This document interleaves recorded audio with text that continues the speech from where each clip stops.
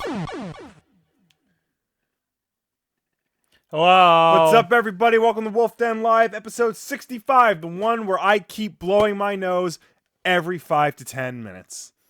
I don't know why. I have to restart the stream on both my PC and here. That's bad. Did you have to do it on there? I don't know. No, I'm still... Everybody in the chat, tell everybody to refresh. Yeah, if you're having problems, refresh in the chat.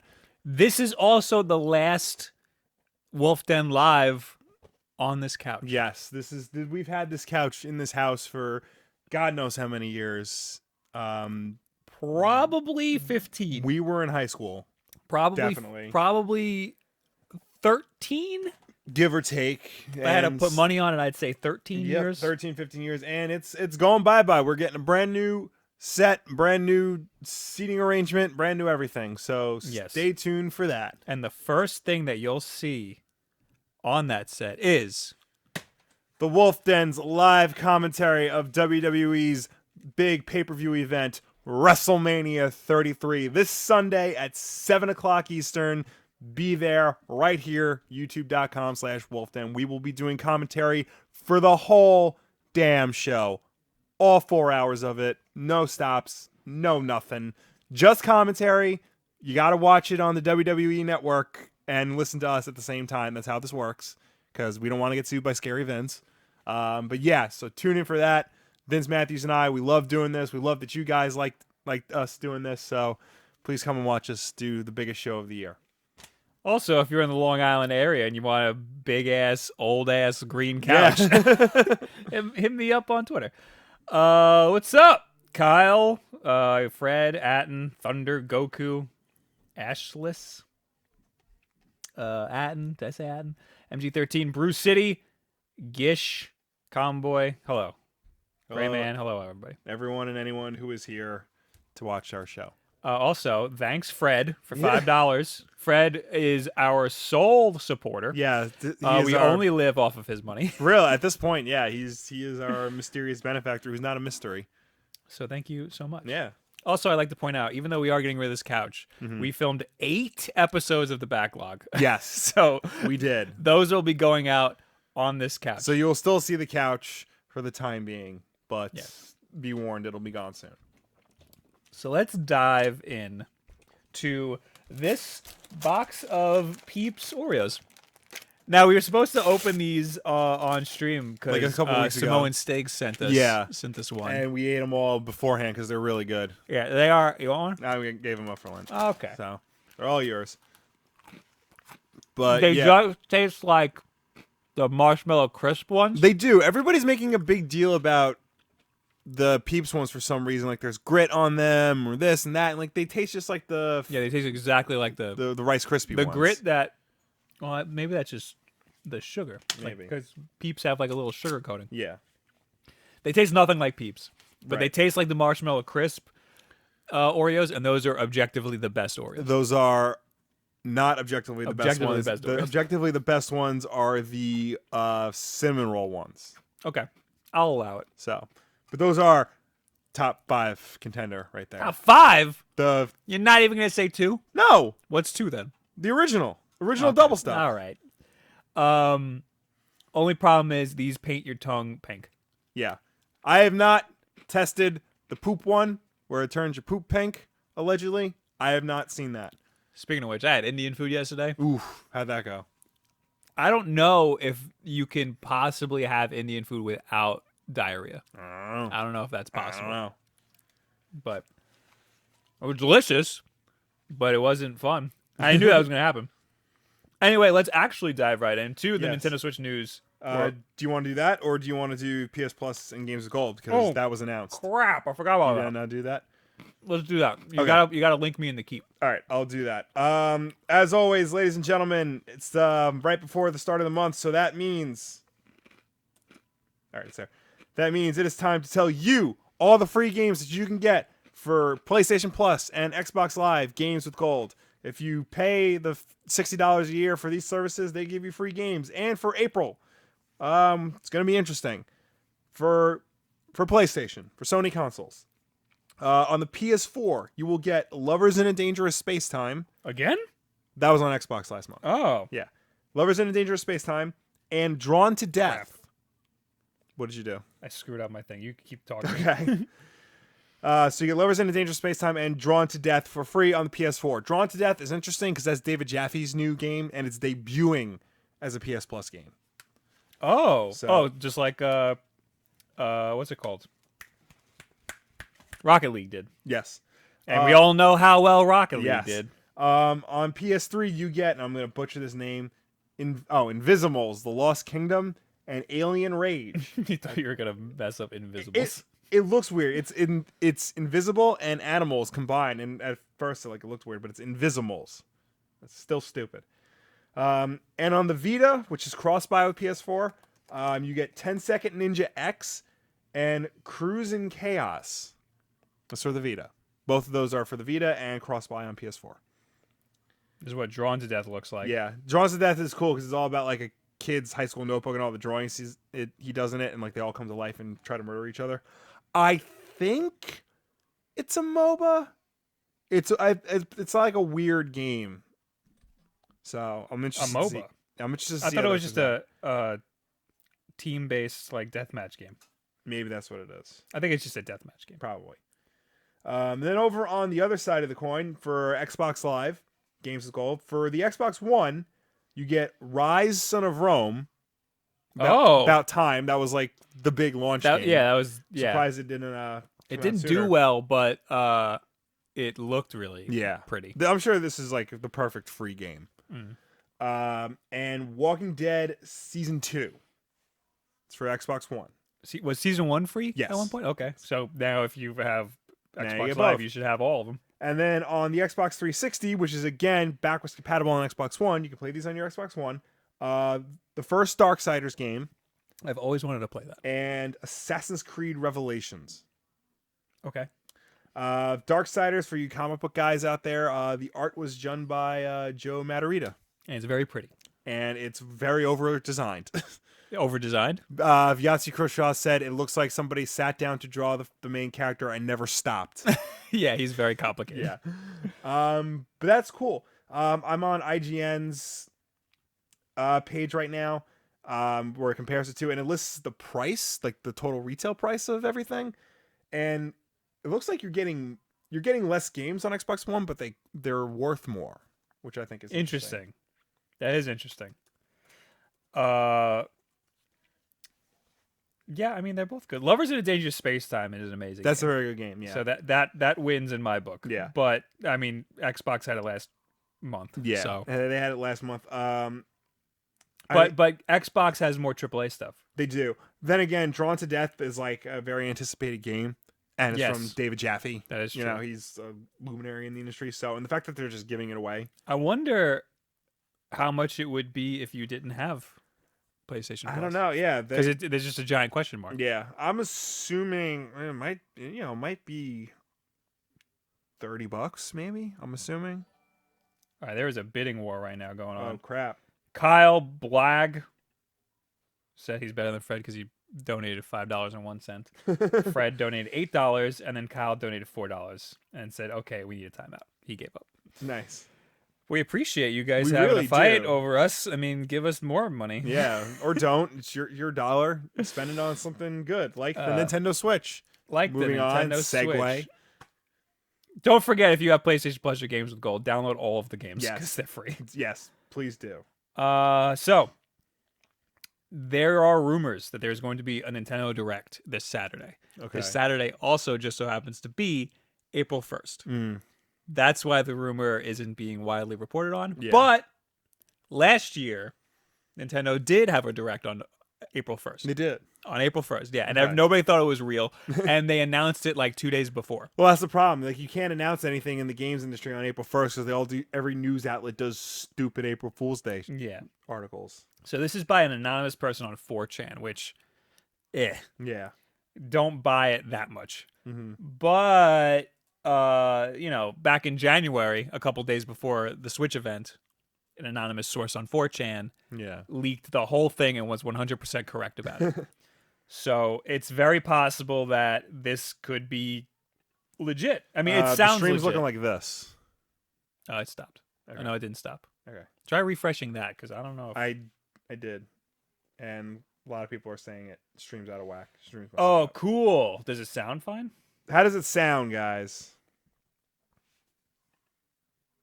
Looks like it's artifacting. But how does it sound? Because I can't. I mean, there's nothing I can really do about that. Yeah. Just is what it is. I'm gonna have to. Why don't you just turn on your audio and see how it sounds? This could be legit. I mean, it sounds looking like this. I think we're good. I'm gonna All right. keep going and see what happens. It looks like it hasn't happened yet. Now that we're on the desktop view. Yeah. So anyway, here's what we got from this anonymous 4chan person. So in this direct, supposedly, we're gonna see Paper Mario: The Thousand Year Door HD. Remember Paper Interesting. Mario: Yeah, Thousand Year that Door? was the GameCube version. That was like there was that one, and we played another one. That was Super Paper. There was Paper Mario on 64, Paper Mario: Thousand Year Door on GameCube, and then Super Paper Mario was on the Wii. That's the one we have. That's the side-scrolling one. Super Paper Mario. We also have Thousand Year Door. Do we? I think so. I don't know. Pretty sure we do. News to me. It was a good game, from what I remember. This one has me amped. Guess what it is? Is it Bomberman? No, we have Bomberman, Right. right? Oh, I know this. It's Mario Maker. Hell yeah! Super Mario Maker for the Switch. A port of Mario Maker is coming to the Switch with the Wii U features intact. Nice. Good. This includes amiibo support, Costume Mario, and uploading levels to Course World. A couple new course features are introduced as well, like slopes. Ooh. Ooh. So that's good. I really hope we get that. Yeah. I need that. Yeah, in that'll my be life. good. That will sell a lot of people on the Switch. Or that will help me sell the Switch better. Yeah. Is anybody saying anything in the chat about how this looks? Besides everybody still having a bidding war? It says it sounds fine. All right. Kyle gave us $10 to use towards better internet. Well, thank you. Everybody's saying the sound's good though. Okay. It looked like it only happened when I switched to the other scene, so Yeah. so we'll see what happens. Breath of the Wild DLC. This is just rumors. This isn't legit. Breath of the Wild DLC gameplay is shown of the cave trials or whatever that is, which was announced back in February. New features in the map shows players when enemy camps are nearby. Splatoon 2, a new trailer is shown detailing the game's story mode. It's doing it again. Whatever. Here's what'll be exciting for you. Well, let me finish Splatoon. Okay. Agent 3 must defend Inkopolis from the Octarians. This sounds pretty legit. As they invade Inkopolis and try to steal back the Great Zapfish. Bill also talks about the game's ranked modes, which include the returning splat zones and tower control, along with a new mode. In addition, all three modes can be selected separately at any time and are not tied to a time rotation like the stages. The game will also be compatible with Splatoon series of amiibo, and the amiibo challenges from the first game are returning. I didn't play the first Splatoon, so I don't know anything about that. I think the sound cuts out when it freezes. Great. That means we have to fix it. Okay. Here, read that. Virtual Console. Virtual Console. Which Okay. is supposed to be getting you pumped. Yeah. Where'd I go? Okay, so Virtual Console. Virtual Console will be starting up soon. NES and SNES titles are planned to start being released in May. GameCube games are indeed coming to Virtual Console. Certain games that require analog triggers will have the option to configure the shoulder buttons to indicate a light or full press. For example, pressing R will indicate a light press, or pressing ZR will indicate a full press. Super Smash Bros. Melee will be available in early June, with Super Mario Sunshine and Mario Kart Double Dash coming in late June. That's good. It says nothing about N64 though, which is weird because both the Wii and the Wii U had N64 games for Virtual Console. Are we good? I think so. I had to stop sharing the... Yeah, it says your remote desktop session is... Yeah, I canceled the remote desktop because it was kind of laggy and freaking Yeah. out. So I think that might have fixed it. I don't know. Okay. But then now I can't remote it. So Okay. So that means you're gonna have to run up over there and. when we stop, Yeah. and I won't be able to throw things on the screen anymore. So yeah, that's really exciting. I hope that they roll out a whole lot more than like what they used to do with the Wii and the Wii U, where they just like trickle 2 or 3 releases every week. Like I hope they come out, especially with the NES and SNES games, like right out the gate. Here's like 100 titles. Be happy. I don't know. Well, you know, it should be easy because I mean, people did it with emulators, like no problem. So why can't they just do it on the Switch? The Switch is supposed to be easy to develop for. Here's the thing. I don't think it's a matter of ease. I think it's just a matter of Nintendo thinking they know how to control the market. Thinking that they know what's best. And they clearly don't. If they put everything out there, like all at once, that's the way to go. I'm reading the part. For example, pressing R will indicate a light press, or ZR will indicate a full press. Yes. Super Smash Bros. Melee will be available in early June, with Super Mario Sunshine and Mario Kart Double Dash coming in late June. That would be awesome. That would be awesome. It's interesting because the GameCube, it's got the 2 triggers with analog press, and the Wii and the Switch doesn't have that. But it has one lone Z button above the right trigger. So is that going to affect now? Because one lone Z button and above the. Oh yeah. Yeah. Well, because it doesn't have 2 shoulder buttons. It doesn't have 4 shoulder buttons. It has 3 shoulder buttons. Yeah, but that shouldn't matter. You just don't use one of them. Yeah. I mean, I don't think a lot of games really use the analog. The problem with, which is what they're saying, is that the Switch doesn't register pressure.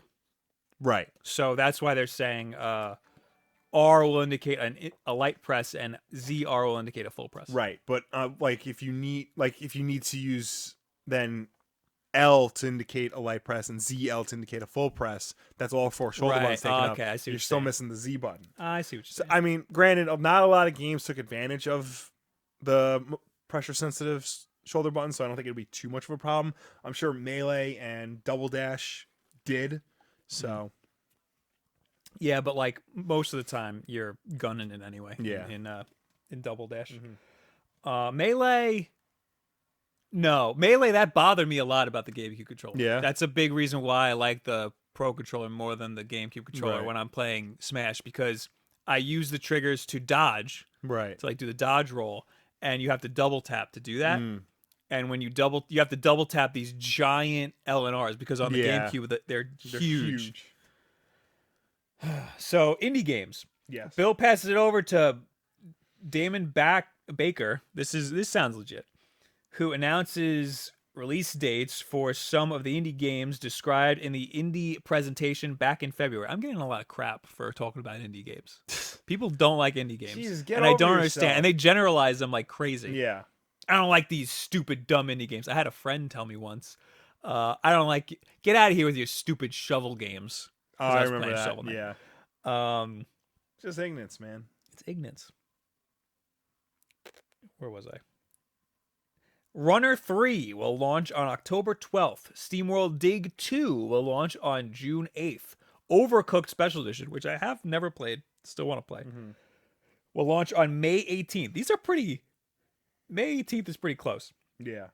Stardew Valley will release on July 13th, and Shakedown Hawaii will release on April 6th. That's pretty close, too. I have no idea what that is. Ever Oasis.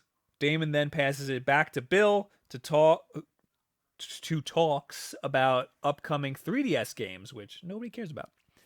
This section starts with talking about Ever Oasis, which releases on June 8th. Lady Layton is coming to the US and is planned for a 2018 release date. That is Professor Layton, except now it is a woman. Yes. From what I presume, because I haven't actually looked at it, but it's called Lady Layton, so I'd assume that it's the woman version of Professor Layton. Fire Emblem Echoes. Details on the special edition of the game are given, as well as a deeper look into the game's world and what the aim and what the Alm and Celica amiibo do. You have to forgive me. I don't know crap about Fire Emblem. The amiibo can allow you to summon certain characters from past Fire Emblem titles to add to your party. You can also scan previously released amiibo of Fire Emblem characters and add them. I can't wait to rip apart all of these amiibos I have behind me. Would you like to see that, like, in a video of me opening all An my amiibos? unboxing of all these amiibo. Yeah, maybe I might have to do that. Arms, yay! The direct ends. It ends. Big finish with the new trailer for Arms. It details the game's story mode and announces 4 new characters. The game releases on May 29th. There is nothing Smash Brothers related in this direct. Not even the 3 remaining amiibo. Don't get your hopes up. That's a bit. It's not a big deal that they're not doing anything Smash related. It's a pretty big deal that they're not even talking about the 3 remaining amiibo because like people are still waiting for that. Yeah. Like I said, the only reason I don't think this is gonna happen. Wait, did I say that yet? I don't know. The only reason why I don't think this is gonna happen is because on a Saturday. Okay. That When do they usually have their directs? during the week. Right. They have had it on a Friday before, I think. So I think if they're gonna do it, they're gonna do it on the 31st, not the 1st. Yeah. So that's why I'm a little weary about Saturday. But that all sounds pretty legit. I could believe that. Mm-hmm. A lot of it is because I want to believe that there's going to be a Mario Maker. Yeah. Kyle Blagg uses to buy better internet. We read that already. Thank you for fighting against this. Yeah. But, you're wasting your money. Buy a better router and internet. Also, I'm still better than Fred. It wasn't the internet. It was my fault because I was remoting in. And also, XSplit. Yeah. I opened it twice and it crashed the computer twice. Really? Yeah, so I need to update XSplit because I've been holding off an update. Also, my computer is still on 8.0. Windows 8.0. You still haven't upgraded to 10? I'm afraid because Vicky did that and it got rid of all of her like OBS stopped working when she did that. Oh, that's bad. So I'm afraid to do that. Right. But I will have to do it eventually. Yeah. So what do you guys think about this new the friggin' direct? Is it going to happen? Do you think it's going to happen? Is there anything you want that it didn't say? Oh, also Virtual Console. Yeah. I'm excited for Virtual I'm Console. very. Get some GameCube. So I'll buy Super Mario Sunshine again. I don't Yeah, hell care. yeah. I don't think we own that. What? I don't think we own that. It's not in the Excel? I'll Look check. in the Excel. We have to own it. I'm pretty positive. I played the hell. I 100% of that. There's no way you 100% of that. I had to have 100% of that. That was the. I tell people that's the last game I 100%ed. Hold on. We definitely don't own 1,000 Year Door. I know that for a fact. All right, let me look up which 1,000 Year Doors. That's the GameCube one. Paper Mario 1,000 Year. Yeah, we don't own Sunshine. What? That blows my mind. Now I need to look at my And save. we don't own 1,000 Year Door. We've played this. Probably. We rented this. We might have rented We it. definitely rented rented this. I've definitely played the original and Super Paper Mario. Super Paper Mario is the one for the Wii? Yeah. Yes. We played the hell out of this. Yes. Yes. This was good. Yeah. Super Paper Mario was good. I mean, now I need to buy Super Mario Sunshine and check our memory card. Okay. I'm positive that I I have the 100% GameCube in my room, so I'll hook it up and All right. take a look. Or just use the Wii. And then I'll beat it again on the Switch. Timmy has some choice words for us that I'm not going to say, but I like it. Tevi says, I hate April Fool's Day. I wish that April Fool's Day was on a Wednesday so we can fool our stream. You know what my idea was for an April Fool's joke? And I'm just going to say it right now, even though we could do it next year, but whatever. We can't because it'll fall on a Sunday. But How about you shut up? I wanted to just not do Wolf Den Live. Just pretend like we're going live and be like, oh, 4 minutes to live. And then be like, oh, technical difficulties. And then just never go live. Or we go live and we go, April Fools, we're not doing it. Screw you guys. That would be funny. And then we release it in podcast form too, but Yeah. it's just silence. Ooh, Angelo, do you think they'll make different colored Joy-Cons? Yes, absolutely. Absolutely, they're gonna make different. I colored thought Joy-Cons. that question was going to be, do you think they'll make a GameCube Joy-Con? No, everybody wants that. I don't though. think they'll make it. If they did, I would definitely get them for the GameCube games, especially if they put Resident Evil 4, the GameCube version, on Virtual Console. Because I'm playing it now on Xbox One, and let me tell you, I don't know if it's the age of the game or the controller itself, but something's not clicking anymore. I'm thinking it's the controller. I think it's aging. I think it's the controller. I think it's a mix between the controller and that it doesn't work like a modern game. It definitely doesn't. So like you need an old controller to make it feel like Yeah. I don't think Nintendo will make a GameCube controller like adapter thing. Yeah. I think if they open it up to third parties, you'll get some third party Joy-Con stuff. I hope that they do. I don't know if they'll do that though, because this is like a part of the system now. I feel like if anything, we're gonna get a third party GameCube style Pro controller. Okay. Not the GameCube style Joy-Cons. I don't think we're gonna see third party Joy-Cons. I bet that the GameCube adapter for the Wii U, I bet that works on the Switch. You can't test it now because only certain games will use it. But if they make another Smash, they'll probably that firmware adapter update will it. work. Yeah.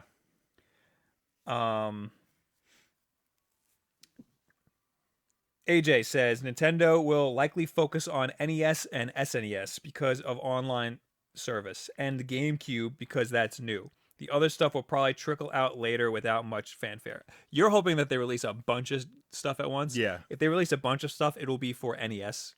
Yeah. SNES will probably have a little bit. Right. Or, whatever's on the 3DS. Because those two are easy to port. Yes. I mean... Yeah, no. They're not graphically powerful. Right. N64 and GameCube games, I'm expecting those to like come out slowly but surely. But, the NES and SNES stuff, there's really no excuse for them not to put it out all at once. And the GameCube, yes, that'll trickle out. I don't think we're going to see much of that. Like, I think in the rumor it says that we're only going to get a few, and they're going to be pretty spaced out.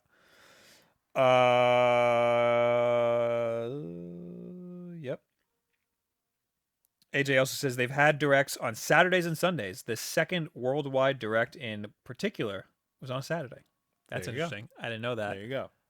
That's also really weird. So maybe it is on Saturday. Maybe. But again, we're going off of a completely unreliable anonymous source. So take this all with a grain of salt, but it sounds legit, and I really want Mario Maker. I'll pay $70 for a Mario Maker. You didn't get it on the 3DS, right? I didn't, even though I really wanted it. But then I got a Switch like 3 months later. And I knew I was going to get a Switch, and I knew that I was never going to open my 3DS again. And no, you can't have it. I'll keep asking. Tex says, I like your wall. Thank you so much. It's not going to be here for much longer. It'll still be yellow. Yeah. We're literally moving 4 feet to the left. All right. Talk about Spidey leaving the MCU. Yeah, that's on my topic. Is that your next topic? Yeah, that can be my next topic. Let's do it. Okay. So. Who said that? Comics Cave Studios. So what happened was, right now is CinemaCon 2017. It's this big annual get together where movie studios will present trailers and all this other stuff about movies coming out to theater owners and the press to get them excited to have these movies in their theaters.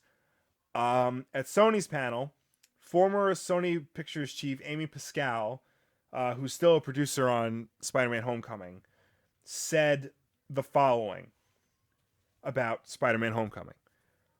One of the things that I think is so amazing about this experience is that you don't have studios deciding to work together to make a film very often. In fact, it may never happen again after we do the sequel. Because Sony and Disney and Marvel all decided that the right thing to do was to allow Peter Parker and Spider-Man to be in the MCU and to work with the Marvel guys and have them produce this film. And I think that was a very rare thing for 3 companies to do, and a very brilliant thing for them to decide to do, because there are only so many stories that you can tell again and again and again about Spidey, and this is something we would have never been able to do any other way. So it was a very selfless thing that was very smart on the part of all companies. So the whole context of that quote is about how cool it is that Sony and Marvel and Disney were able to put aside all their differences, come together to make a Spider-Man film that we've been wanting since the Marvel Cinematic Universe began. Right. Spider-Man hanging out with the Avengers. In that quote, there was just one sentence where she said, "This has never happened before, and this may never happen again, even after we do the sequel." They've signed on to do Homecoming and Homecoming 2. whatever they decide to call it. Is he not signed in to be? He's in Infinity War. They already released the set videos of him walking around the set with Chris Pratt. Well, I guess they mean it's not like a Spider-Man movie. Here's the thing. The way, as far as I remember, the way the deal works is Sony bankrolls the movie. Marvel has creative control over it, though Sony can veto whatever they want.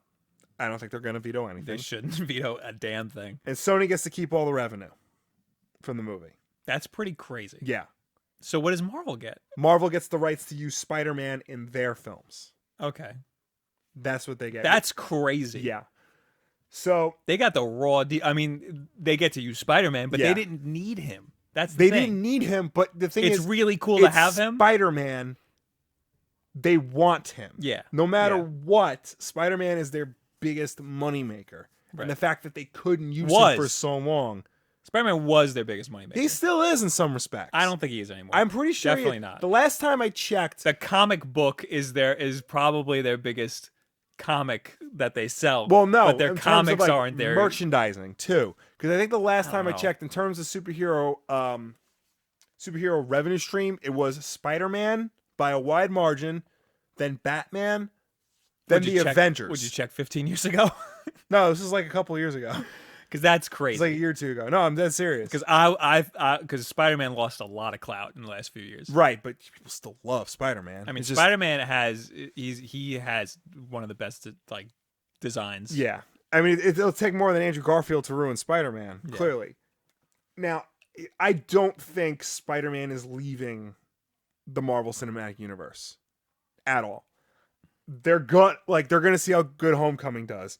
This is the thing, though. He could be forced to. He could be forced to. I don't think he's going to. And that's scary. I don't think he's going to. I think Disney and Marvel, once they see what Homecoming does, they're going to do everything they can to make sure they can keep using him. This movie better be good. And I think Sony is going to see that if this movie does well, that this is beneficial to them, that they're going to keep working with Disney to make sure this works.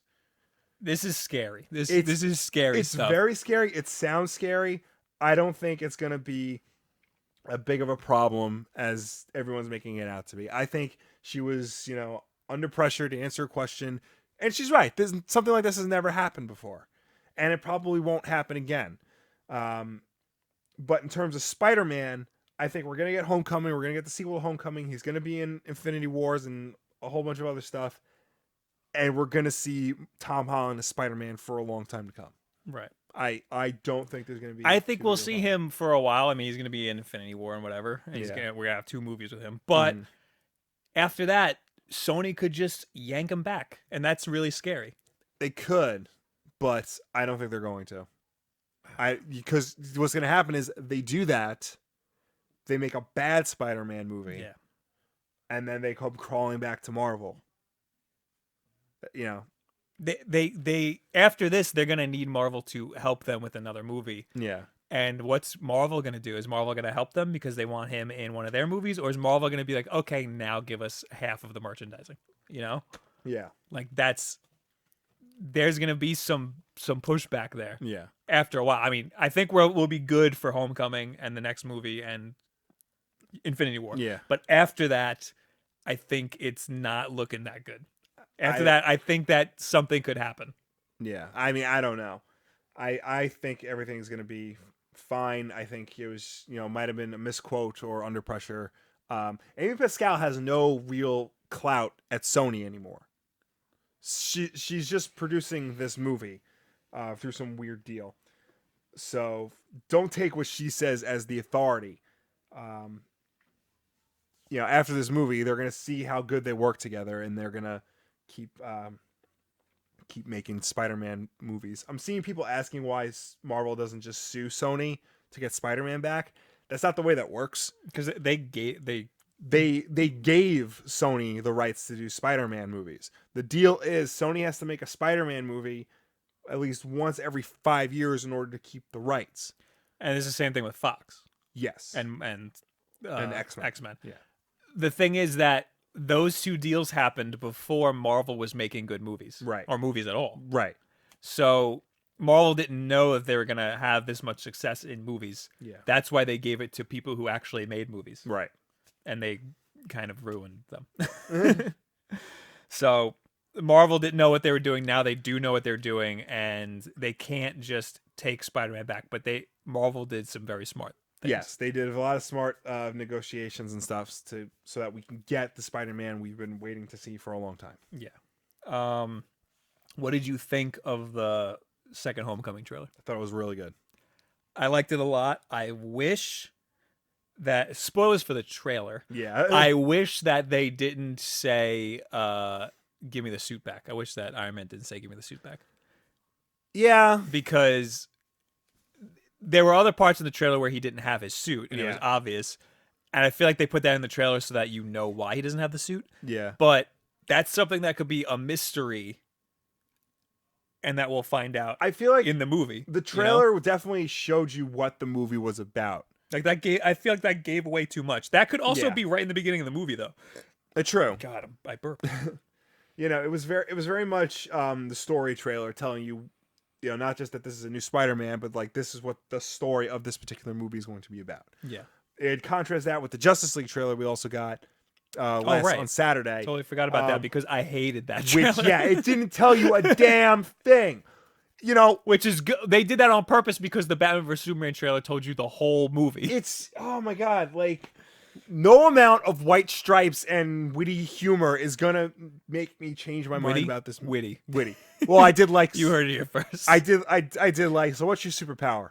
I'm rich. I hated that. I absolutely hated that because they did that to play on the meme that why is Batman in the Justice League? Right. Because he doesn't have any powers. Yeah. But like you're just making fun of yourself before anybody else That's does. true. It's very much like in X-Men 3 when Juggernaut does the I'm the Juggernaut, bitch. bit. Yeah, like Batman, that's not how he would react to that. What's your superpower? I'm smarter than you. I like that. That is actually better. Because when somebody asks me what Batman's Another superpower thing is, I say he's really smart. Another thing about that, the Justice League trailer, and then we'll move on, because I got one more like Spider-Man related thing to talk about. I have no idea what's going on in that trailer.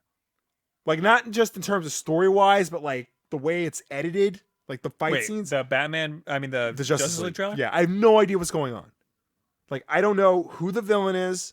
I don't know what they're fighting for. I don't know who they're fighting. Like, it's so weird and confusing. All it does is it says, oh, this is Aquaman. This is Cyborg. This is the Flash. That's it. I know that they're fighting parademons, and I know that Steppenwolf is the villain and Darkseid might be in it. And I know that they're probably, looking for mother boxes, but I know that because I read comics. Right. If we showed this to our dad, he's going to have no clue. Should have made a video explaining what all of that was. I should have done an experiment showing it to people who don't read comics and say what's going on in this trailer. That's a good video. You should still do that. I think I'm going to. I need test subjects. It looks like they saw the feedback from the Batman vs Superman trailer, saw that it gave away too much, so they're like, let's give away nothing at all. Mm-hmm. And they saw the feedback saying that Batman vs Superman was too dark, and they're like, let's lighten this up like crazy. Right. And I feel like it's going to be a Going bad movie. Way overboard with it. It's still blue. Like, it's all tinted blue. Yeah, it looks like Batman vs Superman. I was thinking about this before. The first Avengers movie. Yeah. Like, you can tell what color every character is. Captain America is blue. Iron Man is red. The Hulk is green. I know the Flash is supposed to wear red. That doesn't look red to me. It looks like a purple because of the blue. The thing people say about the Marvel movies is that the color contrast, the Color grading. Yeah, it's the black the black levels are really gray. Yeah. And that doesn't bother me when I'm in the theater because I can't tell. Yeah. The thing is, like, the color grading of the Marvel movies is not, great. Like, the blacks are pretty gray, but I can still tell who's who just by their color palette. The color palette is still easily identifiable. It's not something that'll bother you unless you put it against something else that's Whereas better. you contrast with Justice League, the parademons are black, which is not and canon. so is everything in the background. Yeah, it's... It doesn't look good. And what was your other Spider-Man thing you Okay. had to say? Well, it's not technically Spider-Man. It's Venom. This is continuing on my yes. video from last week. Yes. So I did a video last week about why Sony should not make a Venom movie because, long story short, Venom does not work on his own. Sony did not listen to me. I made a very good thumbnail for that. You did. Wasn't that thumbnail good? That was a thumbnail. damn good That thumbnail. was a very good thumbnail. Sony did not listen to me, and it looks like they're still moving forward. Not only will there be a Venom movie coming out next year, it's going to be their entry in the rated R superhero movie, whatever you call it, wave that we have right now, thanks to Deadpool and Logan. And it's not going to be a part of the Marvel Cinematic Universe. Right. This I is did hear about. this is its own separate thing, separate from Spider-Man Homecoming and everything else that Marvel is doing. That's not going to work. No. That's This is also going to be terrible. This is going to be probably even worse. Yeah. Because at least DC owns all their characters and, you know, they can have everything be in one universe. Like, Venom does not, flat out, no questions asked, does not work without Spider-Man. At all. So to have a movie about him completely separate from the Spider-Man movies, it's just doesn't make any sense. What blows my mind is that Venom is the most popular Spider-Man villain, Yeah. hands down. And they just can't put him in a Spider-Man story without having the other villains first. Yeah. They need to build to Venom. Yeah. And it just, by the time they get to him, it's already bad. The Spider-Man already crashed and burned. It's so sad seeing that happen. And I want a good Venom story, it you would know? be awesome. But he's the dark reflection of Spider-Man. Yeah. And that doesn't work on its own without Spider-Man in some capacity. Not to mention Spider-Man is the reason for Venom. Yeah. Like you're going to have some like guy in a black suit with a big spider logo and all Spider-Man's powers, but not reference Spider-Man. Yeah. What if at the end of Spider-Man Homecoming they tease the symbiote? That would be cool. I said in my video he gets the black suit in Infinity Oh, War. that would be sick. That would make all the sense in the world. Yeah, he'll get the suit in Infinity War, and then Sony will take him back, not give Marvel any credit, and then they will absolutely ruin Spider-Man with a Venom story. Yeah. That's my prediction. Let me know how I did in 2020. Also, allegedly, they already have somebody lined up to direct, Adi Shankar. Now, you may not know who that is. He is the guy who made that hardcore Power Rangers fan film from a couple of years ago. Do you remember that? That was very good. He also did a Punisher fan film with Thomas Jane as the Punisher. That was again. also very good. He also did a Venom fan film. It was like a weird French New Wave fan film style. It was black and white. It was kind of documentary-ish. It was Eddie Brock as like some hipster web journalist, but it was Venom. And that was interesting. He's not a director. He's a producer. But he made all those fan films. He produced all those fan films. Oh, he never directed He them? never directed them. He got someone else to direct them. This would God. be his directorial debut. Oh, God. It's a lot of pressure to put on the guy. And look, I like his work. He's actually done actual movies. He did Dredd, the good Dredd that came out a couple years ago. Produced it. Yeah, produced it. Produced it. And he's producing that Castlevania thing that's coming to Netflix. So. Well, can he pretend like he's producing? I don't know. Can he hire somebody who's a good director and just I'm sure ghost he can. under I'm him? sure he can find someone to do it. I don't know. Just don't. So what do you guys think about all that stuff? And don't make Silver Sable and Black Cat either, because that doesn't work without Spider-Man. That works probably even less without Spider-Man. With Venom, I'm getting a lot of Catwoman vibes. Yeah. Yo, yeah. Yeah, this is a Halle Berry Catwoman situation here, guys. You heard it here first. Christian says he thought that the Justice League trailer made Aquaman look like the villain at first.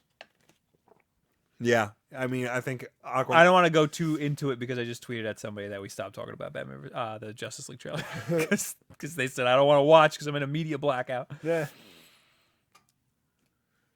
Jason Todd says, you are colorblind, Will. He's obviously red. Is he? Is he really? His point is that everything's freaking dark. Yeah. Jason, just because you see the Flash all the time, because you're Jason Todd. Yeah, why don't you get beaten up by the Joker again? How about that? How about that? Apparently you're drunk. People, but it looks dark. The movie looks dark. Yeah, like, guys, don't be fooled. Just because they play the White Stripes and they have like little jokes here and there, you know, we've been fooled twice before now by Zack Snyder. Jason Todd says Spidey has been an adult for most of his existence. He was only a teen for 30 issues. That's true. I didn't know that. Yeah, I don't understand why they keep making him a high school student. But To appeal to kids. I guess. Watching that trailer, I was getting a little weirded out because it seemed really actiony, Yeah. and I don't know, something about it like made me a little scared for it, but I have my faith in Marvel. They're gonna do fantastic. I think this is gonna be really good, and I'm excited to see him in the universe with the Avengers and stuff. I also kind of hope he's never like actually an Avenger. He's always just like on the sidelines, kind of like he is in the comics. Sometimes he's like in, and then he's like out. He had a card for a while, like an actual Avengers card. But all right, what else is there? Call of Duty is gonna be World War II. That's interesting. That was a rumor. Or this year's Call of Duty is called. This is from Eurogamer. This year's Call of Duty is called Call of Duty WW2, the number 2, Right. not II for some reason. That's interesting. This year's Call of Duty game is titled World War II. Sources have confirmed to Eurogamer. Developed by Sledgehammer Games, the studio behind 2014's Call of Duty Advanced Warfare, which was not a good game. This new COD will be the first to venture back to the series' World War roots since 2008's World at War. Images published on YouTube channel The Family Video Gamers this weekend showed World War II box art, blah, blah, blah.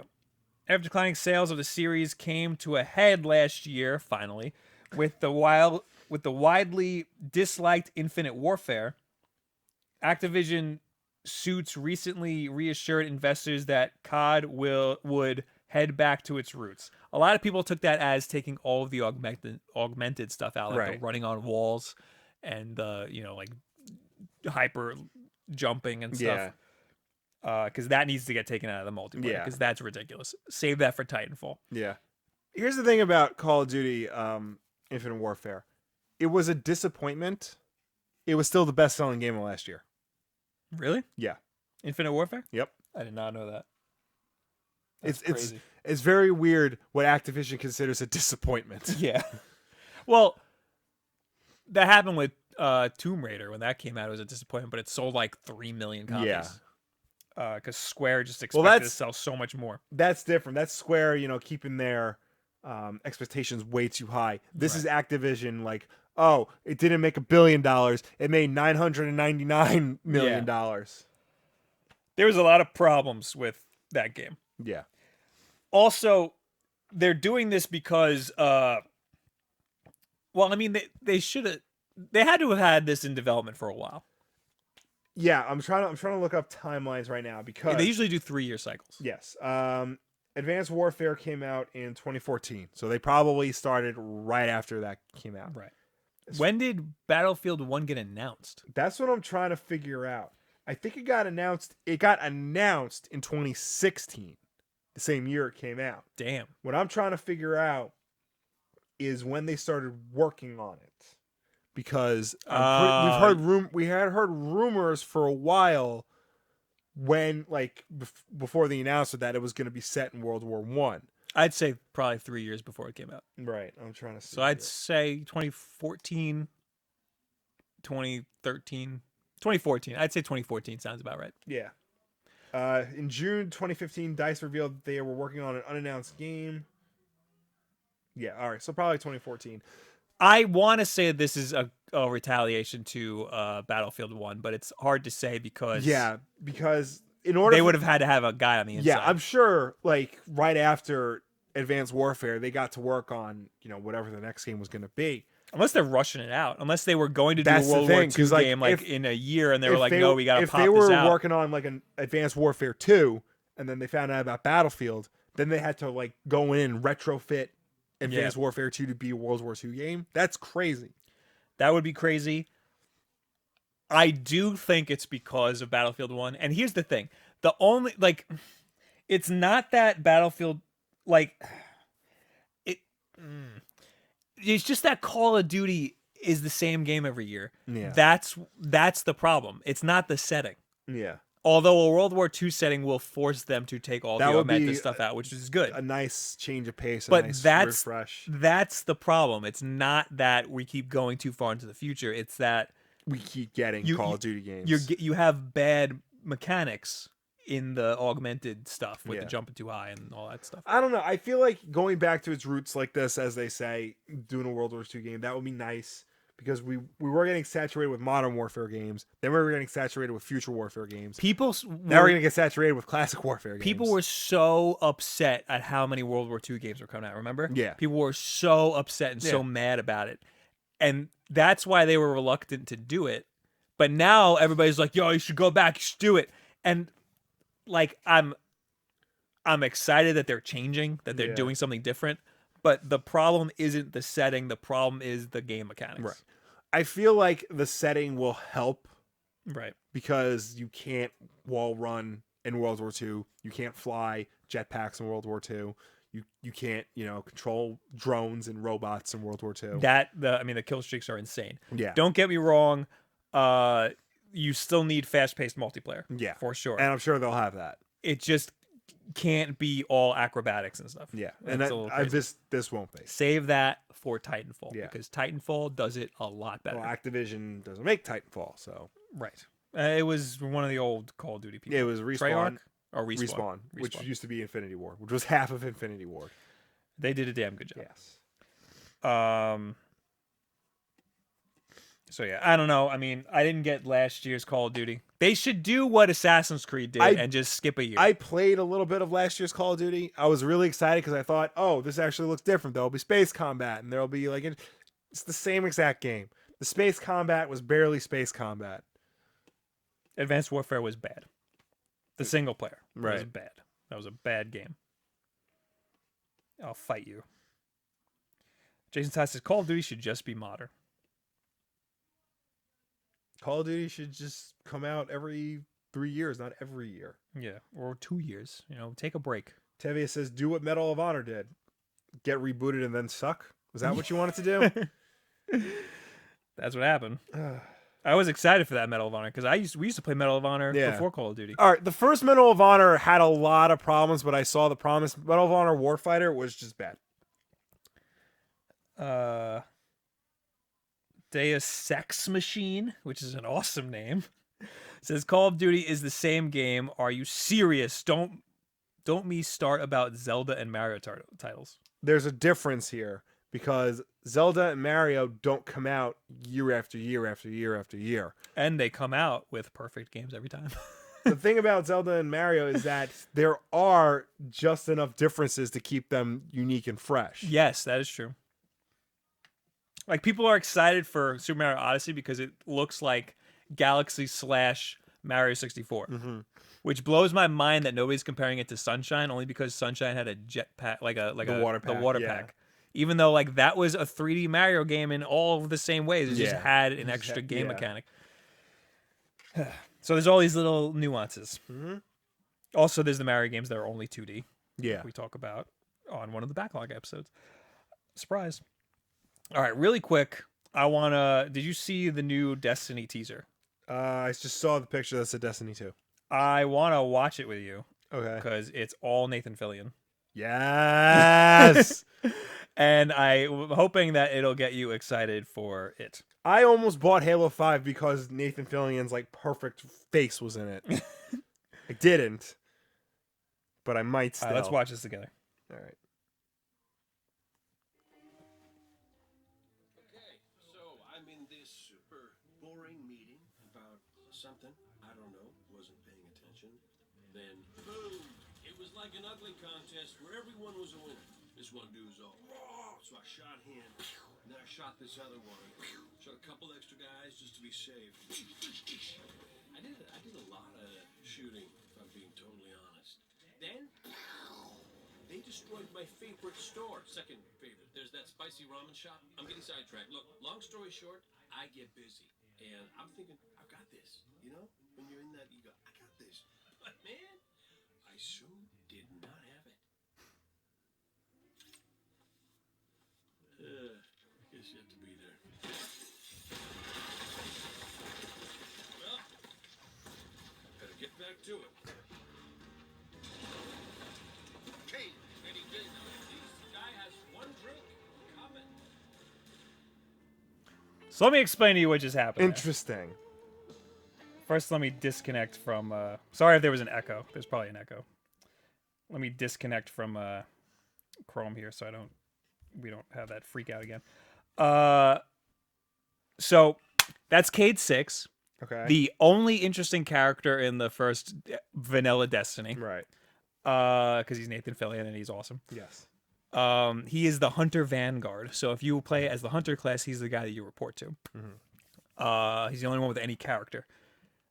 That was the tower or the town around the tower. So the tower is the only the tower is in the last city on Earth, Right. and it is where all of the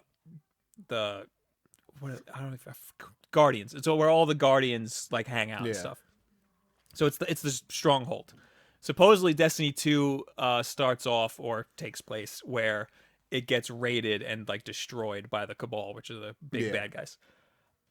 So that is Cade hanging out in a bar that is by the tower or in the tower, and he's talking to one of the robots that sweeps. And in the tower, there's a robot that just sweeps forever. Yeah. He just does that all day, every day. And the tower is the hub world, so because it's a MMO pretty much, and that's where you hang out. So the tower is the safe spot, and it got destroyed, and he's in it just hanging out, and then he goes to fight whatever war is happening on his turf right now. Right. So that's why that's a big deal. Does that get you excited for Destiny 2? No. It got me excited. I mean, I like that Nathan Fillion was in the trailer. Nathan That's Fillion. about it. I'm hoping that is the tone for Destiny 2. Even though it's unlikely. Because that is not the tone of Destiny at all. But I'd be down with that. Guys, this is the time where we take your questions in the comments. Unless you have something else to say. Nah, that was it. Guys, talk to us here in the chat, or you can use the hashtag WolfDenLive on Twitter, or You can leave your comments on last week's Wolf Den Live, and we will talk about it this week. yes, Of course, it will help if I had that ready. I have the hashtag ready. Okay. Was that last week? That was last week. Simone Stig, what did you think about the Justice League and Superman trailers? We talked about that already. We did. Do you think they gave away too much in the Spidey trailer? I said that I think they did. Fred says, Will, what is your favorite Elseworld book? Ooh. Favorite Elseworlds book. They had the one where Superman, was this Elseworld or was this a What If? I think it was Elseworld. DC is Elseworlds usually. So it was when Superman's ship landed in Gotham City, and he was raised by the Waynes. Yeah, that was a really good one. That was really good. That was really good. He was just Batman, but with Superman's powers, Yeah. and I think he murdered people. He did. Yeah, he just laser-eyed everybody. Awesome. That was called Speeding Bullets. That's really good. Everyone's gonna say Gotham by Gaslight, but that's because it's awesome. I know I'm missing one that was really good. There's a book called The Nail, which is actually interesting. Justice League The Nail. It's all about how the Kents on their way, like they're driving in DC Comics at the time. I don't need a website. I don't need a website. In DC Comics at the time, the Kents were driving when they saw Superman's ship crash. And The Nail is a story about they get a nail stuck in their tire and they get a flat tire and they don't pick up Superman. So how does the world react after the Kents don't raise Superman? How does life, So who raises Superman? I don't remember. Does he just die? No, he shows up much later. Oh. But it's all about how like a little thing can like change the world around you. It was pretty interesting. So interesting. I don't remember what happened to Superman in the book, but I just went to go see because it said we had comments for review on last week's Wolf Den Live. really, Poke Madness 1996 commented this many times. jeez. So no wonder. No wonder it's they think you're spam. Yeah. Kevin R says this video was too long for me to watch. But here's my 2 cents on the controller cost question. All controllers cost too much. I think that's what we say in the video. Yep. I remember getting a Wavebird on GameCube for $30. Wow. Where? I definitely remember the Wavebird not being $30. No, Yeah. definitely not. Yeah. Our freaking Pelican fan controller for the GameCube is probably $30. Yeah.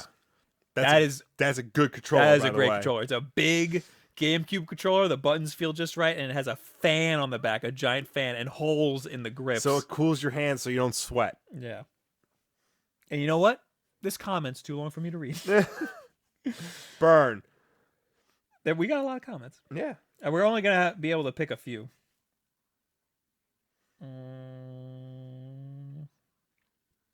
Jason Booker. First, Nintendo designs with kids in mind.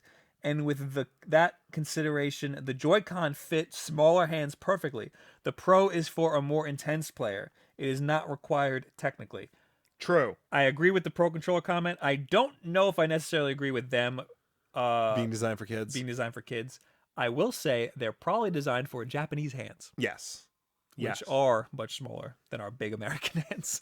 You got to fit those cheeseburgers in our hands. Are those giant cheeseburgers? Yeah. Second, the controller price being too damn high. You are paying for a piece of equipment that holds up to a lot of hours of intense play. I did say that the Joy-Con was very technically savvy. Consider any other piece of complicated tech that can take a decent beating. The price rockets up. The markup may be a bit silly, but I would rather have only a price to complain about rather than shitty build quality.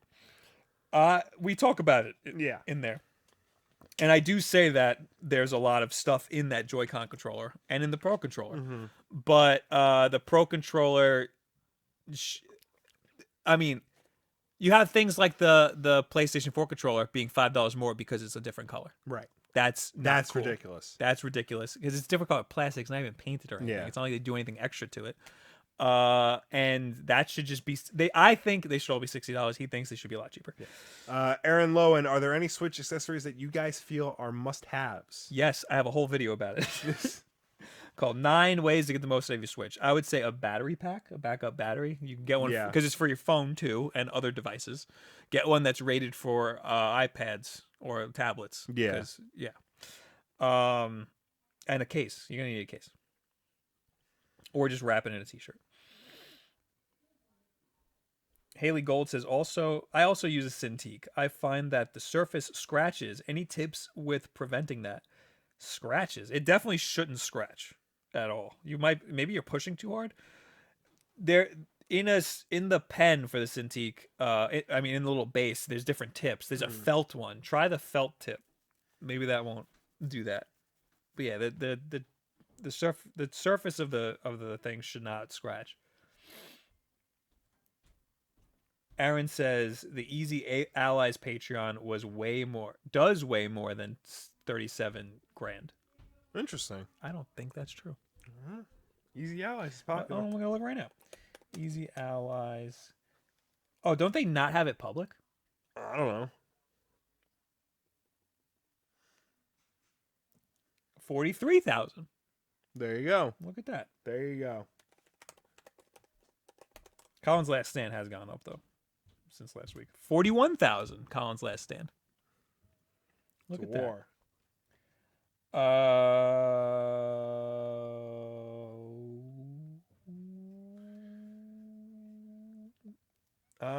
Caesar says Death Note is a manga first, and then it was adopted into anime. That makes sense. I don't remember what the context was for that. I know we were talking. We were talking about Death Note, yeah. I was saying it. Did I say it only works in an anime? Maybe. Oh, we said that mangas can be animes, but then like anime, it's hard to put that into other like mediums. Yeah, I feel like anime and manga are so similar to each other. Like it works. Yeah. And MDB says, in response to Will saying I'm not remembering Mega Man 64 correctly, I most recently played it last year. Thought it was great. I added the middle finger. I mean, to each his own. I still say they never made a good 3D Mega Man game. Okay. All right. Now I'm in the chat. Comics Cave Studios. Have you seen the It trailer? I have. I just saw it right now. I don't know. I don't know if I like it. I thought it was pretty funny. I'm not a horror movie guy. A lot of it is silly to me. They're intentionally making Pennywise the Clown creepy when the original he wasn't inherently creepy. It was just the way Tim Curry would like do little things like wave and laugh, and like in one scene he had fangs, but in another scene he didn't. It was things like that. This one that makes it look like they were like going too far into the horror aspect of it. Yes.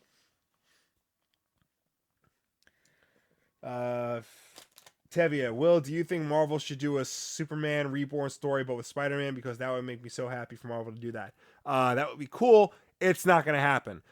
Dan Slott, I think, recently did, and I think it was an AMA or something, and people were asking him if Spider-Man was ever going to get back together with Mary Jane, and he lost it.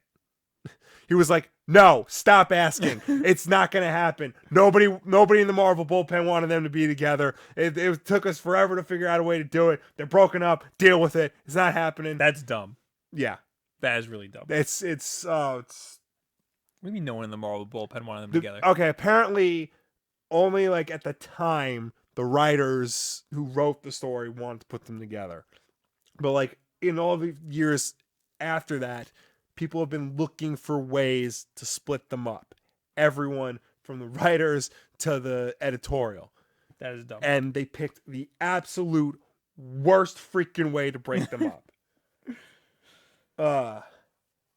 Mid-game says, what is your least favorite long-running game series that keeps getting worse? Not Sonic. Yeah, definitely not Sonic. Also, Bob, I'm jealous of your pit stain status. Oh, yeah, baby. Gray shirts. Oh, yeah. Call of Duty. Yeah, probably has to be Call of Duty. Dunzo. I mean, there's probably something worse, but yeah, Call of Duty, like you gotta do something about that. Give me a tissue. Yeah, here you go. Thank you so much.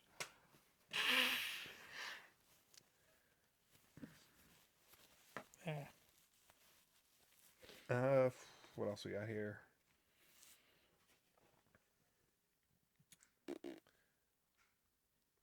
Ghost in the Shell, is that this week? I think that's this week. Kind of want to see it. Yeah, this is interesting. Oh, I saw freaking Power Rangers. Oh yeah, how was that? You didn't see it, right? I didn't see it. I saw Beauty and the Beast though. How was that? That was actually pretty good. My God. Hey, it's a tale as old as Priorities, time. man. It's a tale as old as time. It's a tale as old as It's bestiality. a song as old as rhyme. I saw this meme online that was like, ew, don't talk to me. I own a castle. What's your name again? Power Rangers was way better than I expected. It is an okay to good movie. Okay. I would put it over Suicide Squad. Okay. You like Suicide Squad better than Batman vs Superman, right? Right. I would put it maybe on par with or better than Batman vs Superman in my book. I mean, a lot of things are better than Batman vs Superman, so I might really like this movie. Is what you're saying? I'm saying that you'll. It's good. You'll think Okay. it's good. It's the dark tone works for it Right. in a weird way, and like it's silly. Like there's Right. some silly things that happen, but it's you expect that for Yeah. Power Rangers. I mean, there's a lot of dumb stuff, Yeah. but it's just. But that's good. Power Rangers. I was expecting trash. Yeah. So going in expecting trash, I was pleasantly surprised. I'm hearing a lot of weird things about that movie. I'm gonna try and see it this weekend just to, get it over with, because it's something that I feel like I need to see. Yeah. Let me tell you about Beauty and the Beast, because that. No, I'm serious. Like that was surprisingly very good. I like the original 90s animated version. This did a really good job. Like, I don't want to say modernizing it, but like keeping it faithful to the original. All the songs are there. They added anything they added. You can definitely tell they added. They try to add like backstory about like Belle's mother and the Beast's mother. That got me scared because that was almost a Martha moment. Like they're bonding over their mothers. Oh. Wasn't that bad.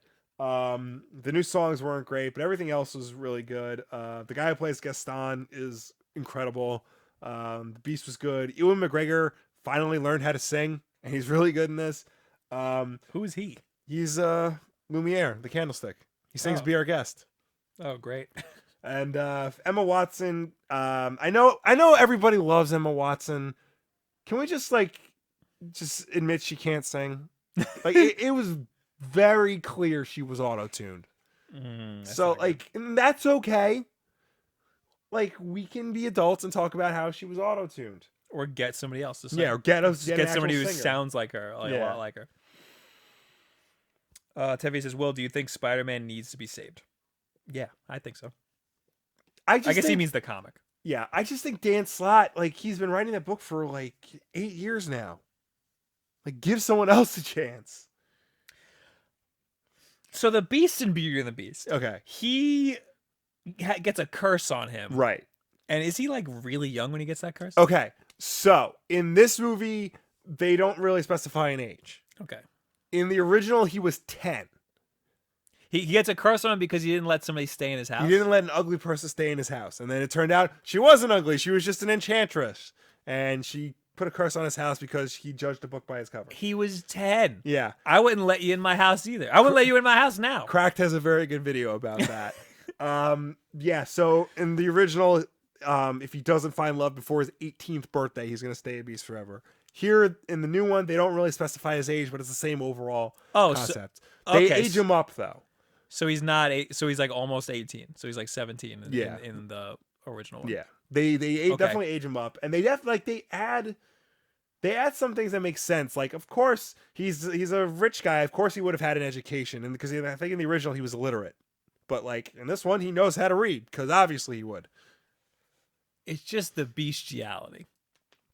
Okay. Does nothing happen until he changes? Yeah. Okay. Yeah. Yeah, but they like dance and stuff. At the end, though, she does say, when he's spoiler alert, he becomes human at the end. She does say to him, "How would you feel about growing a beard?" Oh! And that means I have a chance. Yes, you have a chance with Emma Watson. And real quick, the exclusively gay moment that happens with I heard it was nothing. It was nothing. Like it's he literally dances with another dude. It's not even like that. It happens for like half of a second. Like there's a big dance scene at the end, and then he changes partners, and his partner happens to now be a guy, and his face lights up, and then it cuts back to Beauty and the Beast. Well, there was a moment in the Power Rangers movie, right, where I think it was the Yellow Ranger. Yeah, I did hear about this. They say they say, "Oh, boy problems," and she says something like that, and then he goes, "Girl problems," and then she doesn't say anything. Yeah, and then they go. She says something like, "My parents are into labels and stuff, and I just don't like that." Yeah. So it's unclear, and that got them a rated R rating in Russia. Yes. Which is pretty insane. Yeah. It's unclear what sexuality she is. It's very clear that she doesn't want to be labeled as anything. Yeah. So there is no gay moment because she doesn't want it to be labeled. That said, I still feel that is a better representation than Beauty and the Beast. Yes. All right. We need like one or two more. Yeah. Then we gotta get the hell out of here. Don't forget, I will be streaming almost immediately after this on my Twitch channel, twitch.tv/BobWolf, drawing the thumbnail for this.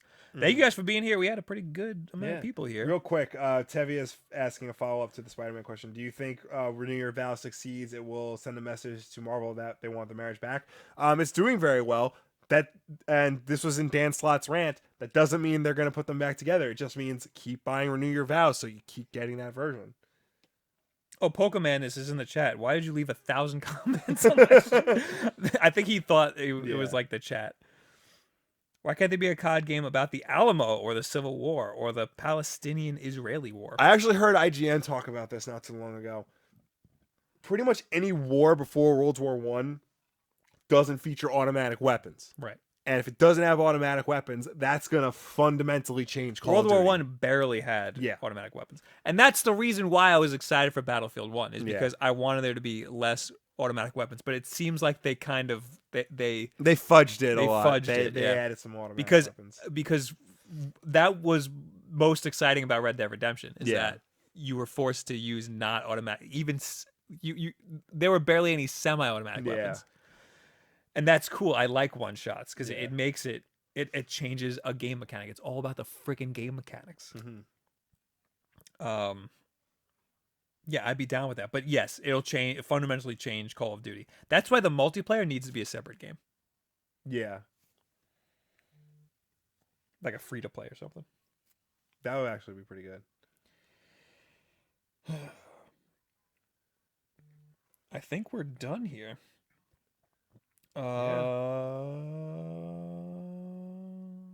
Live to Rock says the best Emma is Emma Stone. I think I love them both equally. Fun fact, Emma Thompson is in Beauty and the Beast. She's the voice of Mrs. Potts. Cool, Will. Yeah. Last one, Live to Rock, the best X-Men book to look forward. Jeez, I don't even know. There's like 1,000 X-Men books coming out. Gold. X-Men Gold. Just off the top of my head. There you go. Thank you guys for being here. Thank you for tuning in. Thank you for chatting with us. Thank you for watching us. As always, you can catch us every Wednesday night at 9 p.m. Eastern right here at youtube.com/wolfden. Or if you prefer to listen to us instead of looking at us, I don't know why, you can Those are subscribe big, to dumb, us stupid on faces. you can subscribe to us on iTunes, SoundCloud, and Google Play. And if you do that, please make sure to rate us and review us because that helps us with placement on those respective stores. If you're new here, we have videos. Every Tuesday, I do a games video. Every Wednesday, he does a comic book video. Every Wednesday night, we do this, Wolf Den Live, and then it goes up on Thursday, archived, or you can just listen to it on SoundCloud Yes. and Google Play, just like he said. Also, Saturday, there will be an episode of The Backlog where we reach into our backlog of games and talk about a random one. And don't forget, this Sunday night, 7 o'clock Eastern Time, the Wolf Den presents live commentary for the WWE's biggest pay-per-view of the year, WrestleMania 33. It will be live commentary only, but it will be the best commentary you hear that night. So tune in for that. It's going to be all 4 hours of the show. We're not going to stop until they stop. So be there for that. And don't forget, I will be on my Twitch channel right now. Yes. So go to my Twitch. The link is in the chat. Thank you guys for being here. Goodbye. Bye. My computer is freaking out. Oh, no.